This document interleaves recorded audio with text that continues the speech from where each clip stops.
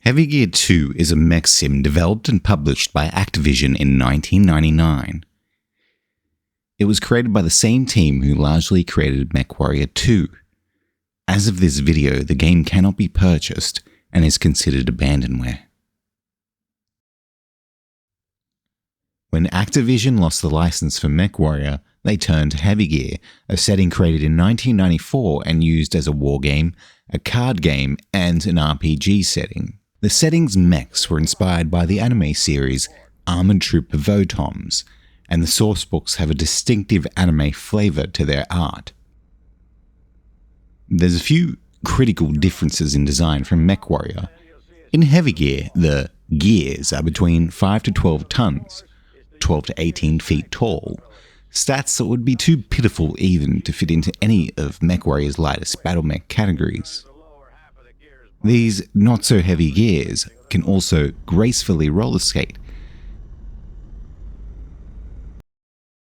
and not as gracefully operate in space. They are powered by a breakthrough backpack technology called the the V-engine. We'll get to the plot later, but let's first explore how it plays.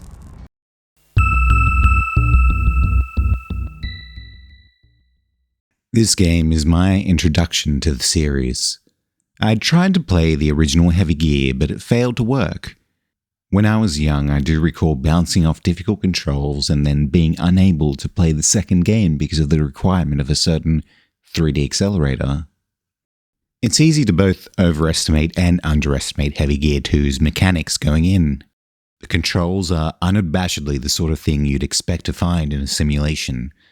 But after mastering these bindings scattered across the keyboard like Dragon Balls after a wish, you might be deceived into thinking the game actually feels relatively arcadey. In the first few missions, you could easily initiate the roller skates, zip across the landscape and embrace your inner tank and ruin some enemy soldiers' days, and not think much deeper about it. As the game progresses, the more the game throws at you and expects you to engage with its systems, blurring into a tactical shooter elevated into something really unique by its setting. The strengths of the gear are in its mobility and its agility. A gear's wheels allow it to speed across the landscape. Without them, the gear is a lumbering hulk. The hulk has some degree of agility in that it can crouch or even go prone. Although these actions take a great deal of time, they do afford it a greater deal of stealth or even protection. Far from a gimmick, as the game becomes harder, laboriously crawling into position to take out a turret at an oblique angle can at times be a necessity. Some people might hate this. Personally, I got some enjoyment out of the challenge of a patient war of attrition as I made my way through missions, carefully taking potshots and trying to conserve my thin layers of armor and my sparse ammo. Gears can carry weapons in their hands and house some in their shoulders or back, allowing them to fire in a limited range directly in front of them. You can carry up to 6 weapons, and there are various options to tweak, from the effectiveness of stealth to armor to electronic countermeasures. Each mission dictates your max teammates, your team's battle rating, and your personal battle rating, which puts a cap on your equipment, but you can also procure weapons by picking them up from fallen foes. Some pieces of equipment, such as stealth and space maneuvering, come standard, and various abilities can be tweaked in effectiveness. There's also a wide assortment of weapons, from indirect firing mortars to slow-traveling rockets to the laser, which allows you to easily headshot enemies. The simulation also allows for locational damage, which can disable your guns or even hinder your ability to aim up or down. Early on, I relied heavily on explosive weapons and only really noticed the effects on my own gear. Later, sniping is essential for conserving ammo and avoiding damage, as your vehicle can fall relatively quickly. Between cruising on wheels and engaging in a beautiful ballet of ballistics, to tensely shuffling into a sniping position, through to the awkward maneuvering and thrusting as you learn to negotiate space, there's enough variety that the game continues to feel very fresh.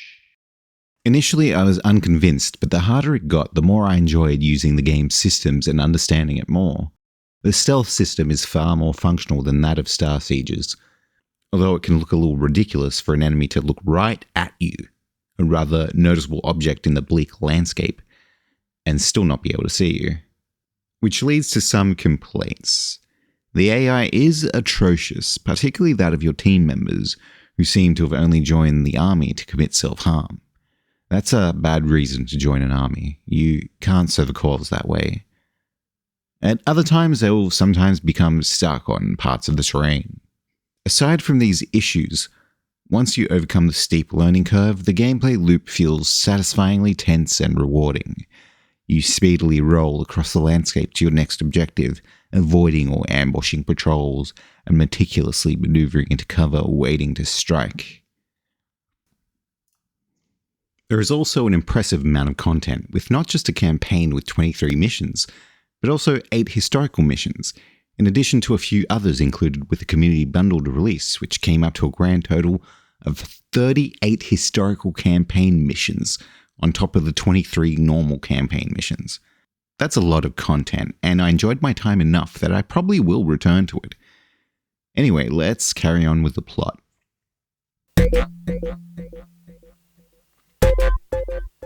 Since this was my initial introduction to the world, getting into the plot was as difficult as my initial grapple with the mechanics. The presentation is well done, but I don't typically find military fiction engaging, and Heavy Gear 2 has a tendency to bombard you with in-universe factions you know nothing about. To remedy this, I looked into the Heavy Gear world. The focus of the series is largely on the world of Terra Nova, an abandoned colony of Earth who, after centuries, has clawed its way back from barbarism to powerful superpowers in their own right. We have on this world a diverse collection of nation-states with their own characteristics, from fundamentalists to frontiersmen to wealthy police states, to a sort of Vietnamese version of the Venetian Republic, to absolutist emirs. Because of when the game takes place, you will experience very little of this, outside the character of your squad mates. There's something gratifying about the way an unbeliever dies. Here they come! All finished here.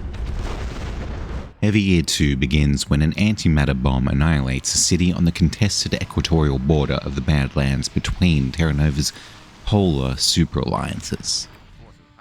These two old foes unite against the greater foe, contributing their best pilots and developing an inter-system shuttle called the Fury for surgical operations against the off-world invaders.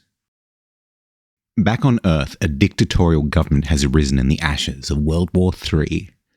Seeking to reclaim its lost colonies, this fascist government, the New Earth Concordat, the NEC, forms a colonial expeditionary force and clones a force of large purple bioengineered humanoids called Grells, genetically recombinant expeditionary legionaries, to serve as the backbone of their army.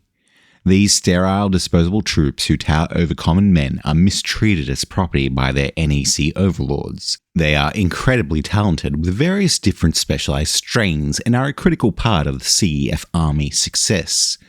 It wasn't until the Grell Isaac Technician class was able to take apart a Heavy Gear did Earth make their own imitation, known as the Frame.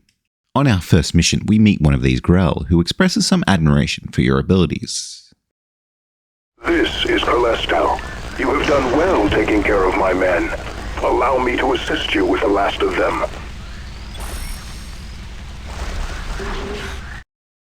Spoiler warning. Spoilers in 3, 2, 1. You push back against the CEF presence until the theater of war eventually brings you to the planet of Caprice, a barren world that was once the gateway to Earth's 9 colonies and the mineral basket of the Empire. Unlike Terra Nova, where all sources of water are underground, on Caprice, water must be brought in from ice asteroids in orbit, and the entire population lives in one gigantic city in a deep trench that marks the planet's only habitable zone. This megapolis, Gomorrah, had been founded after its itinerant miners, the Liberati, had fought for rights and freedom against its controlling, exploitative corporations. As such, Though its citizens had capitulated instantly when the New Earth Concordat had come with their superior firepower against their fragile defences, they maintained a rebellious streak and formed a secret resistance amongst the populace, taking up the name of Liberati as a call to arms. This longing for freedom causes some tension even with your own team when it's revealed that your Liberati agent puts your team in danger to buy time to rescue captive Earth soldiers. I'm Petrus. Thank you for your help. No problem. Now we need some information from you, and we need to get the hell out of here. What makes you think I can help you? Look, we've done our share of philanthropy for you, Liberati. We didn't have to come in here and save your ass or your men. These other prisoners aren't Liberati. They're Earthers. We risked our lives for a stinking bunch of Earthers? It's nice to have the luxury of your prejudices. We're forced to take allies wherever we can find them. Even Terra Novans. All right, let's just get out of here. Protect the truck while we head back to the Fury. As we make our way to the city of Gomorrah, we gain assistance from a resistance hacker to reach the starport. There's an elevator heading down to the facility from the top of the mesa. I'm setting a nav for you. Our ultimate goal is the asteroid shipyards in orbit to return to Terra Nova with crucial troop movement information. But along the way, we stumble upon a gateship invasion fleet lying in wait and encounter the NEC's new space frame. As we sabotage the invasion fleet's thrusters, we have a revelation of another NEC atrocity waiting to happen, a mass driver capable of launching asteroids at the planet's surface. What the hell was that? It's an asteroid, I think. A big one. And it's moving. I'm reading a space station nearby. The asteroid seems to have come from there. We commandeer a ship and enter the impressive superstructure. A nuclear payload is planted and, in a very tense escape sequence, we use our superior mastery of space movement to retread our path and escape just in time.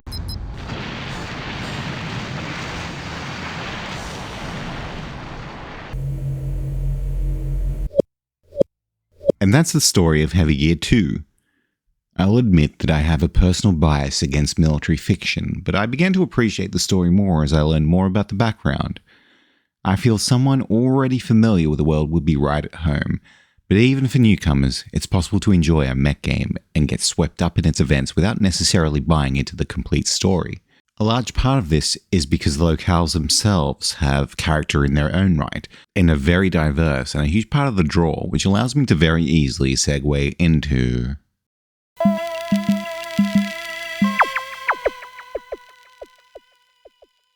Heavy Gear 2 was one of the first PC games that made owning a 3D accelerator a requirement. To be honest, it is still in many ways a beautiful and visually distinct game with constant reminders that you're on an alien world. And I like reminders of being on an alien world. I hate the normal world. The game is still beautiful. The gorgeously radiant skyboxes contrast stunningly with the stark and desolate terrain. The flat minimalist tones of snow on sharp grey. The blush of sunrise where Earth meets sky. A Martian landscape in a nebula in the distance. The illusion of verticality in a sci-fi city. The cold simplicity of space while you grapple with the complexity of motion. Seeing the NEC space frame zipping around made me nostalgic for morning cartoons, reminding me somehow of the first anime I ever saw, Techno Man Blade.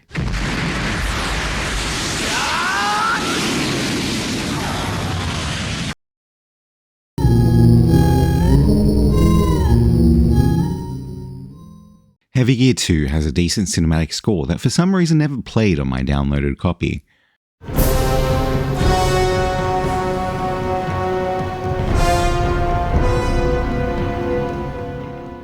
Not hearing this music allowed me to notice the real standout, the game's immersive voice acting. This is definitely not a blow down the walls and march in kind of situation. Look, the door's only open for the convoys. I guess we could try sneaking in when they're coming in and out. What if we jumped onto one of the convoys? Good idea. We'll just jump our 6 tons on real quietly and they'll never notice us. They're obviously automated. It's pretty risky, but it could work. One of my favorites is the fake laughter when they're murdering folks.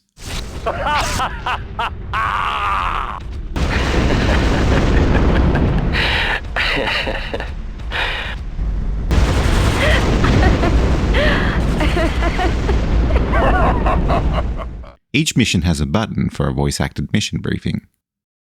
Welcome to the First Black Talons, Commander. The sound is good and always appropriate. It's hard to say much more about the quality of the sound of explosions, munitions, and engines that all just fade into the background as reliable and solid parts of the experience.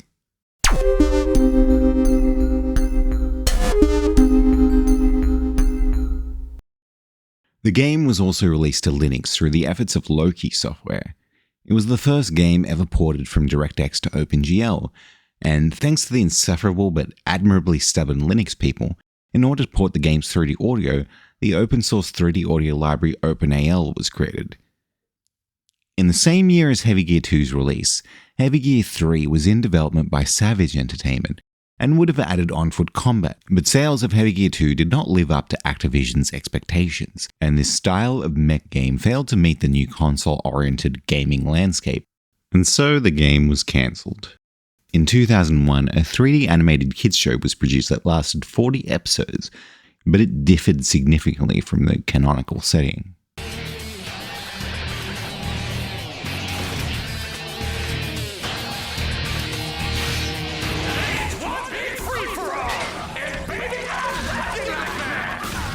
The multiplayer-only title Heavy Gear Assault launched and failed on Kickstarter in 2013. It relaunched on Steam in early access in 2015. The game has been removed from the Steam store, but I own it and can't get past the login screen. Apparently, the publisher decided to change its name to BlockPlay, utilizing a blockchain platform called TokenPlay, and has never been heard from again. Rumor has it they have become unified as a block in the great chain itself. Friends, it's easy to despair at times that we might fall into what mechanomics people call a mecha monopoly or possibly even a mecha depression, but the tabletop range still lives on, so there's always the possibility of the license being once again used in a computerized game. Honestly, the miniature range is gorgeous and it's worth stopping by the Heavy Gear Reddit community to see some incredible paint jobs.